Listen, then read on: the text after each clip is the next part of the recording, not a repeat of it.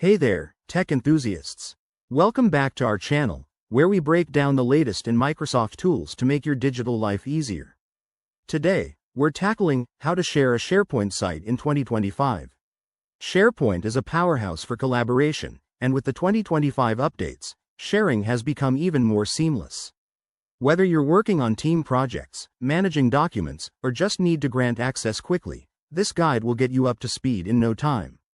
First things first, make sure you're logged into your Microsoft 365 account. Head over to the SharePoint homepage by typing office.com in your browser and selecting SharePoint from the app launcher. Once you're in, navigate to the site you want to share. It's as simple as clicking on Sites in the left-hand menu and selecting your desired site from the list. Now, let's get to the sharing part. On the site page, look for the Share button. It's usually in the top right corner. Click on it, and you'll see options to add people or groups. Type in the email addresses of the folks you want to invite. Don't forget to set the permission levels.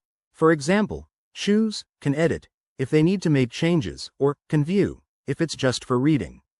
After you've entered the details, hit Send to fire off the invitations. SharePoint will handle the rest, sending emails with access links.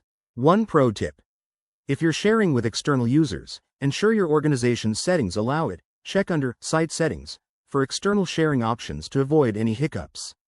And just like that, you've shared your SharePoint site.